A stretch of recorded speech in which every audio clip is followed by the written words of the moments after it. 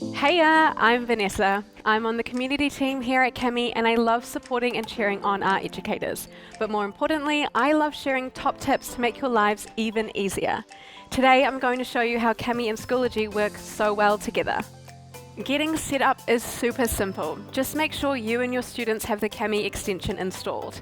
First, let's dive straight into Cami and start creating an assignment for our class. For this assignment, I'm going to use this bubble map template from the Cami library. As you can see, I've already added in text boxes and voice comment instructions, but I want to add one more touch before I sign it out to my students.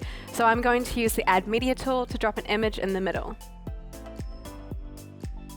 Another awesome thing about Cami is that all your work is automatically saved to either your Google Drive or OneDrive to a specific Cami Uploads folder, keeping all your Cami files in one place. Now that the assignment is ready to be assigned, let's click on the sharing button up here. Here you can see your unique Cami sharing link, general sharing permissions, plus download and print permissions. I'm going to copy the unique sharing link, and now we're ready to move on to the next step in Schoology, so let's hop on over there. Here we are in Schoology. With that Cami link that I copied earlier, I can quickly create an update in Schoology for quick collaboration. I'm going to click the link button, paste in the Cami link and give it a title and click attach. I can also hit the bell button if I want to make it an announcement. I want to make this an assignment, so I'm going to go to Materials, and from the drop-down menu, I'm going to select the Cami option. It's really important that you remember this step so you get the full Cami experience. From here, I'll choose my file, and I know where my work is because conveniently, Cami saves everything to my Cami Uploads folder. So I will go to Google Drive and I'll grab that file. I also have the option to control features, where I can adjust the Cami tools my students can access to complete the assignment.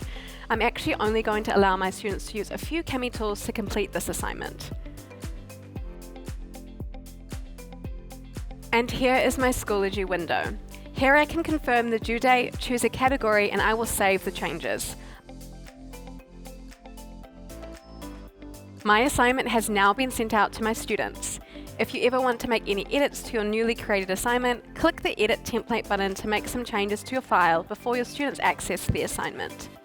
Students receive their assignment as normal in Schoology, and they can click the assignment directly to open it into Cami.